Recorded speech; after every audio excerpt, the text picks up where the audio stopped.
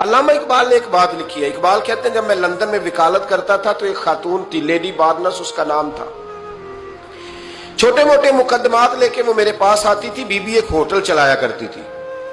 اس کا خامند جو تھا وہ فوج میں ملازم تھا. اقبال نے خود لکھا ہے, اقبال فرماتے ہیں کہ ایک دن وہ خاتون پھر کسی کیس کے سلسلے میں میرے پاس آئی. تو جب وہ آئی تو اس نے نقاب اوڑھا ہوا تھا, برقع کیا ہوا تھا. تو چونکہ اس نے نقاب اوڑھا تھا, مسلمانوں کی نشانی تھی. نقاب اوڑھنا کن کی نشانی ہے؟ اللہ آپ کو خوش رکھے. تو کہتے ہیں وہ نشانی چونکہ اہل اسلام کی تھی تو مجھے تجسس ہوا.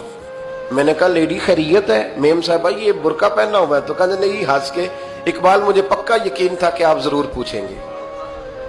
تو میں نے کہا اچھا تو یہ برقع؟ تو کہنے لگی الحمدللہ میں مسلمان ہو گئی. تو میں نے فوراً کہا کہ آپ کا شوہر تو فوج میں ملازم ہے, فوجی کے لیے بدلنا اور پھر ملکی قانون اور یہ چیزیں. تو کہنے لگی اس نے مجھے کیا کہنا تھا, وہ خود کلمہ پڑھ گیا. تو کہتی ہیں میں اور متجسس ہوا. وہ کیس کی بات کرتی تو میرا تجسس بڑھ گیا. میں نے کہا تو کیس چھوڑ یہ بتا کلمہ کیسے پڑھا؟ تو کہنے لگی اقبال اصل بات یہ ہے کہ میں نا بے اولاد تھی, خامد بھی بڑے اچھے پیسے کماتا, میں خود بھی ہوٹل چلاتی, پر ڈپریشن اور ٹینشن اور بلا وجہ کی پریشانیاں جان نہیں چھوڑ. یہ ٹینشن اور ڈپریشن کا نا مجھے عربی ترجمہ کوئی نہیں ملا. یہ ڈپریشن اور ٹینشن کا نا میں نے تلاش کیا ہے, لیکن مجھے عربی لغت کے اندر ان کے معنی مجھے لگتا ہے کہ اس زمانے میں یہ چیزیں تھی ہی نہیں. ہوتی تو ان کا کوئی نام بھی, یہ آج ہے نا تو اس لیے آج کے زمانے میں ہی نام ہے مفت کا, مفت کی پریشانی.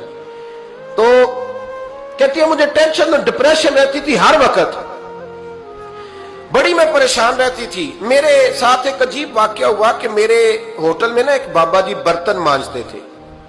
بوڑھے آدمی تھے, 70 سال کے قریب عمر تھی. ان کا ایک بیٹا تھا, ایک بہو تھی, ایک پوتا تھا, لیکن وہ بیچارے بیٹا بیمار رہتا تھا تو لہٰذا وہ خود مزدوری کرتے. کہتی ہیں ایک دن وہ بابا جی میرے پاس آئے, کہنے لگے میم صاحبہ 2-4 دن کی چھٹی چاہیے. تو میں نے کہا خیریت ہے؟ کہنے لگے میڈم میرا بیٹا فوت ہو گیا. بیٹا, آپ کو پتہ ہے باپ کا جنازہ پڑھنا آسان ہے, بیٹے کا جنازہ اٹھانا بڑا مشکل کام. کہتی ہے میں کچھ لکھ رہی تھی, میرے ہاتھ سے قلم گر گیا. میں نے خود گاڑی بھیجی, بابا جی گاؤں چلے گئے جہاں وہ رہتے تھے. کہتی 2-3 دن کے بعد میں اور میرا شوہر گئے تو رستے میں ہم باتیں کر رہے تھے کہ کیا تعزیت کریں گے. ایک ہی بیٹا تھا, کوئی رشتہ دار بھی نہیں, تو اس کی تو کائنات اجڑ گئی. کن لفظوں سے اسے تعزیت کیا کہیں گے؟ کہتے جب ہم گئے تو وہ ٹوٹی ہوئی چٹائی پہ بیٹھا تھا, کچھ لوگ قریب تھے. ہم نے جا کے کہا بابا آپ مسلمان ہیں, ہم آپ کو کیا نصیحت کریں, ایک ہی بیٹا تھا, کہ کس طرح کر کے ہم آپ کو تسلی دیں. تو کہتے اس نے آنکھیں کھولی, بوڑھی آنکھوں میں ایمان کی روشنی. کہنے لگا بی بی کیا تعزیت کی بات کرتی ہو, میں نے کوئی پیسے جمع کرا کے بیٹا لیا تھا, خدا نے فضل سے دیا تھا, عدل سے لے گیا ہے. میں اپنے رب کے فیصلوں میں بڑا راضی ہوں, اللہ بڑا کریم ہے, وہ لے گیا, اس کا مال تھا. آپ یقین کریں ہمارے دیہاتی لوگ یہ کہا کرتے تھے, میں نے کانوں سے سنا ہے. ایک بوڑھے آدمی کا ایک دفعہ بیٹا فوت ہو گیا تو کسی نے اس سے کہا بابا چھوٹی عمر میں بچہ چلا گیا تو مجھے لفظ نہیں بھولتے. کہنے لگے پتر اللہ دی فصل ہے, کچی وڈے تامی ہو دیئے. سنے آپ نے بھی کبھی یہ فکرہ, کچی وڈے تے پکی لے جائے تے تامی ہے جو ہو دی. تو جب اس کا جی چاہا وہ لے گیا. اللہ اکبر. وہ خاتون کہتی ہے کہ وہ بابا جی سے میں نے کہا کہ چلو آپ 1 مہینے کی چھٹی کر لے. تو کہنے لگا نہیں میڈم میں مسلمان ہوں, مفت کی روٹی نہیں کھاتا, مزدوری کر کے کھاتا ہوں, میں انشاءاللہ 2-3 دن کے بعد کام پہ آ جاؤں گا. کہتے ہیں وہ چند دنوں کے بعد آ گیا. اللہ کی قدرت کے ابھی 2-3 ماہ گزرے تھے, پھر آیا. میڈم چھٹی چاہیے کچھ دنوں کی. میں نے کہا خیریت ہے؟ کہنے لگے وہ میری بہو بھی ہارٹ اٹیک سے فوت ہو گئی. کہتے اب میں بھی تڑپ گئی اور عیسائی ہو کہ میری آنکھوں میں آنسو آ گئے. میں نے کہا گھر کا دروازہ بند ہو گیا, اب یہ بیچارہ کیا کرے گا. وہ اپنے شوہر کے غم میں ہارٹ اٹیک سے فوت ہو گئی. کہتے ہم پھر 2-3 دن کے بعد تعزیت کے لیے گئے. پھر ٹوٹی ہوئی چٹائی, بوڑھا نہ اپنی انگلیوں سے زمین پر کچھ بنا رہا. کہتی قریب گئی اور میں نے جا کے کہا بابا اب تو تسلی آپ نے خود ہی کرنی ہے, جو نظام تھا وہ تو ہو گیا. تو کہتے ہیں پھر اس نے آنکھیں کھولی, آسمان کی طرف دیکھا تو کہنے لگا بیٹی کوئی پریشانی نہیں, मेरा बेटा बगैर शादी के भी तो फौत हो ही सकता था ना। बस मेरे मालिक ने जब चाहा जैसे चाह हुआ। मैं इंशाल्लाह 2-4 दिन के बाद काम पे आऊंगा। ये मेरा 3-4-5 साल का पोता है, अभी स्कूल दाखिल हुआ है, मैं साथ ले आऊंगा, वहां मेरे साथ ऊपर क्वार्टर में जहां मैं रहता हूं ये भी रहेगा। कहती है मैं सख्ते में आ गई उसकी कैफियत देख के। वो पोते को साथ ले आया। कभी कभी मैं देखती छत पे खड़े होके कि दादा घोड़ा बना हुआ है और पोता सवारी कर रहा है।